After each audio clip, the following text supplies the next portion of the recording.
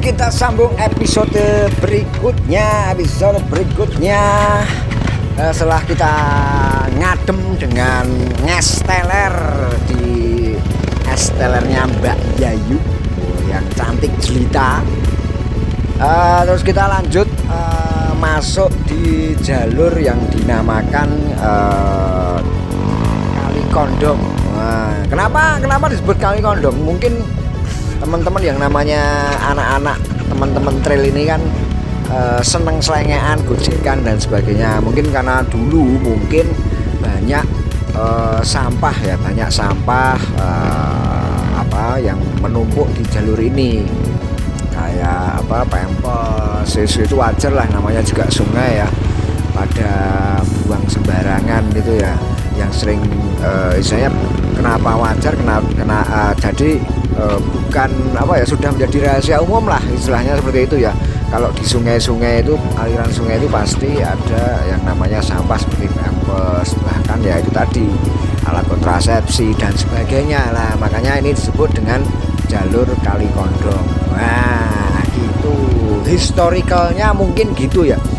Karena aku main di Merapi, nyemplung ke sini dulu waktu dibuat sama teman master tracknya di Merapi Timur, dinamainya udah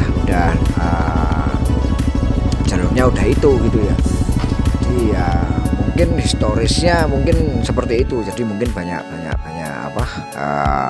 sampah-sampah yang identik dengan alat kontrasepsi, pampers dan sebagainya, kemungkinan karena dulu pada waktu awal-awal masih banyak sampahnya. Tapi alhamdulillah sekarang sudah semenjak jadi viral jalur trail itu, sampah-sampahnya sudah mulai berkurang sangat jauh sekali lah. Bisa lihat teman-teman, ini kan dulu sini sampah tok. Mungkin dengan kerelaan hati teman-teman trail mungkin dibersihkan menjadi kebersih kembali, dan ya itu dulu sampah tok. Ini dulu awal-awal buka jalurnya full sampah, tapi sekarang ya alhamdulillah sudah kelihatan bersih, batu-batunya, pasirnya juga kelihatan gitu ya. Dulu kan semi bau sampah juga. Jadi sekarang sudah semakin nyaman, teman-teman trail masuk di kita ajak masuk di trek ini sudah nyaman. Jadi baunya sudah, sampah sudah nggak ada, kemudian sudah bersih. Mungkin teman-teman pemirsa YouTube channelku yang melihat video ini ya bisa dilihat, walaupun ya masih sedikit lah istilahnya seperti itu ya, sampah-sampah plastik yang mungkin agak lama terurai ya. Nah gitu ya, jadi alhamdulillah ini sudah bersih. Nah bisa dilihat teman-teman, sudah lumayan masuk bersih. Yes, oke. Kita bantu teman kita dari Tuban dulu, Gadel Mas Manusia. Gadel.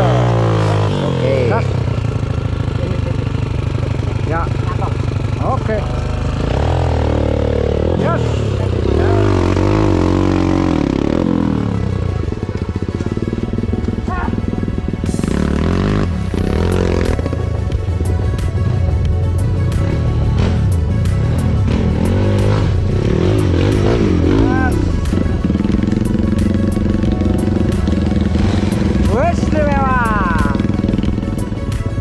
Oke, kita antri satu persatu. Ini teman-teman mungkin yang di depan istirahat, karena mungkin udah hewer-hewer sudah capek gitu ya. Oke, kita santai, gas bahagia pokoknya. Nah, ini teman kita, salah satu dari teman kita dari Tuban tanya, Mas Aji sudah terbiasa ya lewat jalur batu kayak gini ya. Sebenarnya ini fun sih sebenarnya. Kategorinya fun. Kalau di selatan batu-batunya aku jelasin, kok aku terbiasa di selatan gitu ya. Jadi kalau di selatan memang licin gitu ya. Dan bahkan bisa dikatakan kalau di jalur Merapi itu mungkin setiap hari itu ada orang trabas gitu ya. Setiap hari dari Senin sampai Minggu itu pasti ada banyak teman-teman yang trabas atau dilewati motor trail gitu ya. raketan ping siji wong loro wis mesti ana wong trabas iki untuk jalur Merapi. Tapi kalau di musim penghujan gini, kalau di selatan bisa dibilang bisa dihitung ya yang terabas di selatan karena jalurnya cukup jadi licin, kemudian banyak sekali obstacle yang butuh effort kalau di musim hujan. Kemudian dari tingkat resikonya semakin tinggi ya, maksudnya semakin tinggi itu semakin menantang ya. Jadi semakin menguras energi karena kalau di lereng Gunung Merapi identik dengan adem, suasana sejuk dan sebagainya. Kalau di sisi sebelah selatan, apalagi tempat saya itu kan istilahnya di selatan ya, jadi anginnya itu kadang ada kadang enggak. Kemudian mungkin buat teman-teman yang suka tantangan, yang suka apa ya istilahnya jalur yang lebih menantang dan mencoba ingin main endurance bisa main ke selatan. Tapi kalau yang teman-teman pengen gas bahagia, kemudian ya fun ke medium, itu bisa pilih jalur di Merapi ya, karena nggak apa ya, resikonya nggak terlalu besar, istilahnya seperti itu ya. Jarang ada jurang, kemudian jarang apa ya, tembok-tembok kayak gitu, watu-watu papa kayak itu jarang sekali ya, istilahnya watu-watu papa yang tingginya itu bisa 1 meter sampai 3 meter gitu ya, yang memang sangat kota gitu ya, kayak gitulah istilahnya. Kalau di Merapi asik, vibesnya itu sejuk gitu ya, sejuk, seger, jadi guys bahagia lah. Kerumitannya mungkin tidak serumit yang di jalur-jalur Jogja lain, istilahnya seperti itu. Jadi buat apa wisata lah, buat wisata adventure, buat apa ya sekedar belajar trabas di jalur fun-funnya terutama. Mungkin kalau yang jalur-jalur yang kayak jalur ini mungkin yang sudah terbiasa gitu ya, karena walaupun di Merapi itu tipikalnya jalurnya berbeda. Jadi kalau nggak bisa maintenance momentum sama apa ya emosionalnya, mungkin malah jadi apa ya kayak baniki ngeruk pasire loh, jadi malah jadi gerong malah nggak jalan, malah jadi ketancep rodane, malah nggak jalan dan sebagainya. Dan satu lagi resikonya adalah memang benar-benar harus jangan trabas sendirian, walaupun sudah sering gitu ya. Hanya orang-orang tertentu yang punya keberanian trabas sendirian, jadi harus bawa istilahnya, apalagi teman-teman luar kota gitu ya, kalau mau gas di lereng Gunung Merapi paling tidak ngajak kami lah ibaratnya begitulah, ngajak teman-teman yang sudah terbiasa di Merapi. Karena apa? Kita jauh dari pemukiman, kita jauh dari pemukiman warga. Apabila nanti ada suatu hal yang tidak diinginkan, itu bisa mengcover, bisa handling, bisa apa ya istilahnya mencarikan solusi yang terbaik ya, kayak gitu ya teman-teman. Jadi kita bukan ingin mengganggu private-nya wisata dan sebagainya, tapi sebaiknya aku menyaranin sih itu sebaiknya teman-teman ngajak kami lah ibaratnya seperti itu. Jadi biar teman-teman juga tenang gitu, seperti teman-teman Tuban ini, Bapak Kapolres dan jajarannya. Jadi mereka trabasnya itu nyaman gitu ya, nggak kepikiran ini harus masuk jalur mana, kemudian harus misalnya ada trouble harus bagaimana, makan siangnya terutama itu ya. Kayak es teler itu kan teman-teman yang tidak terbiasa kan nggak tahu gitu ya, tempat nge-es yang enak, mampir makan yang enak itu kan kurang tahu. Jadi itulah makanya aku saranin untuk teman-teman ini, bagi yang belum terbiasa, walaupun teman-teman dari Jogja sendirilah ibaratnya, nah itu sebisa mungkin ya ajak yang sudah terbiasa mengerti medan, kemudian mengerti tentang kapasitas, skills, kemampuan kita. Dalam arti kemampuan bukan hanya kemampuan dalam mengontrol motor, tapi kemampuan secara endurance. Basicnya kita itu seperti apa gitu kan, kita juga harus tahu. Nah minimal kita ngajak temen yang sudah tahu akan itu. jadi tidak membahayakan diri sendiri gitu. Nah, sering kita temukan ya, dan aku menemukan teman-teman yang belajar motor trail di Evanon Enduro School juga, istilahnya di sekolah trail lah ibaratnya. Sekolah trailku itu banyak teman-teman yang atau adik-adik yang masih menggebu-gebu. Wah, semangatnya itu begitu menggelora. Jadi kadang belum saatnya untuk melewati sebuah obstacle yang bisa dibilang rumit, tapi sudah punya keinginan untuk melewati ya. Atau ketika menghadapi suatu obstacle atau rintangan itu mereka kadang-kadang mengwaton gas. Wah, yang penting lewat, buh nyantol, buh piye, buh diangkat, buh dijunjung, istilahnya seperti itu ya. Buh diangkat, buh dijunjung itu yang penting bisa lewat. Nah, kayak gitu ya. Padahal itu membahayakan diri sendiri. Kenapa? Karena diangkat, dijunjung, diuncalke itu kan ada resikonya. Resikonya salah satunya badan kita jadi capek, kemudian heart rate kita jadi tambah tinggi, yang berbahaya bagi kita gitu ya, bisa heart attack istilahnya seperti itu ya, di jalur gitu ya. Kemudian nek diuncalke motore rusak yo ragat meneh, ana istilah rusak tuku meneh yo nek pas didit istilah. Ya kalau sultan ya, kalau enggak kayak aku gini lah ya mah repot.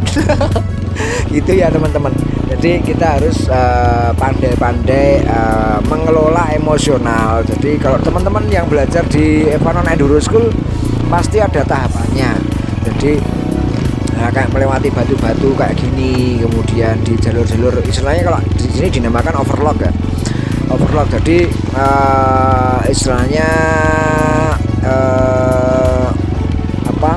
banyak gundukan, banyak rintangan ringan. Nah, rintangan yang di bawah. Jadi overlock riding itu ada teknik dasarnya. Nah, kayak gitu ya. Nah, kan kalau misalnya kita dalam melewati rintangan itu dibekali teknik dasar kayak misalnya seperti ini, kayak kita harus memindah roda depan kayak pivot turn, kemudian dan macam-macam lah istilahnya, teknik-teknik dasar lain yang bisa dikatakan sangat membantu kita kerabasan gitu ya. Walaupun jalurnya medium lah, bisa dikatakan fun medium seperti ini. Jadi secara endurance, secara tubuh kita jadi tidak capek, tidak gampang capek, santai, relax, bahkan kemeringet weora gitu ya. Bisa dikatakan seperti itu ya. Yes, sepertinya ada salah satu teman kita di depan ada yang kesulitan melewati obstacle batu di sana. Karena batunya lumayan agak jepit ya. Jadi kalau kita lihat dulu, biasanya sih kalau aku kita lihat dulu apakah butuh bantuan apa enggak, karena perlu setidaknya itu perlu kita lihat apakah perlu kita bantu atau memang karena gini,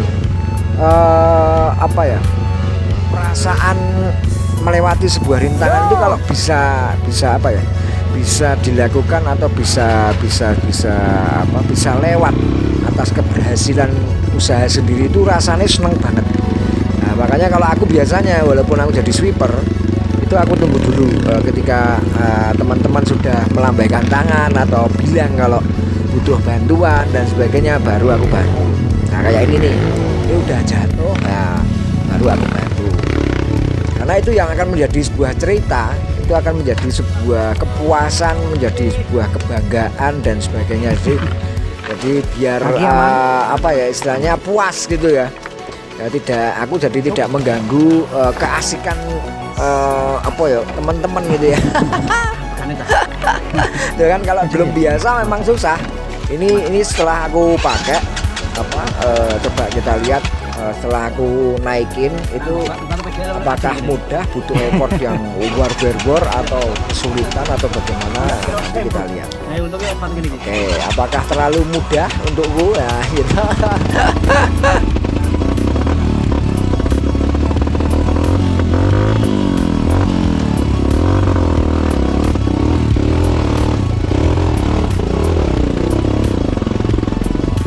sangat mudah sekali. Jadi kalau yang udah terbiasa, jadi kita harus bisa maintain kontrol traksi, kemudian RPM-nya. Tapi memang motor teman kita yang satu ini memang agak berbet ya. Jadi memang agak susah untuk yang belum terbiasa pakai motor yang asupan bensinnya terlalu boros ya. Jadi agak berbet gitu ya. Keren.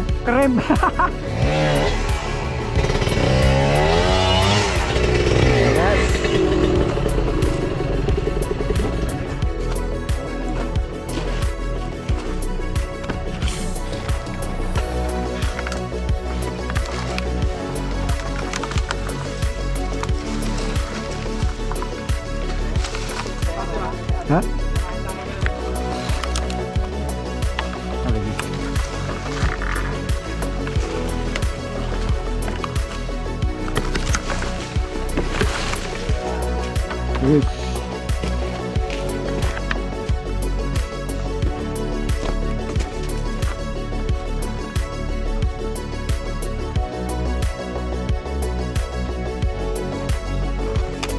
Alright, sambil tunggu ngantri satu persatu melewati sebuah rintangan di depan karena beberapa ada batu terutama di sebelum finish sama finishannya itu memang ada batu yang cukup lumayan gede dan jepit gitu ya. Nah kita tunggu sambil santai ya, santai ya, mungkin juga teman-teman di depan istirahat, jadi sambil nunggu kita santai dulu. Ini juga sepatuku wis mulai jebol. Sol-solan pinggirnya mulai jebol, nanti sampai rumah dilem lagi. Mohon info lem sepatu yang paling ampuh pakai apa ini teman-teman? Pakai apa? Saya pakai lem sepatu juga kalau musuh air, waduh, wes pokoknya mesti jebol. Ini yang salah sepatunya apa kakiku ya? Sikilku terkenal nganu terkenal merusak sepatu. Pakai sepatu apa aja, semahal apa aja tetap jebol. Wes nganti jeleh nganti tuku. Nah, ternyata setelah aku cek itu ternyata yang paling depan ini ada kendala. Kendalanya adalah kampasnya kobong, guys. Tapi tenang, kita ini sudah berpengalaman untuk menangani kampas kobong. Terus nanti gosong porong nih, oke.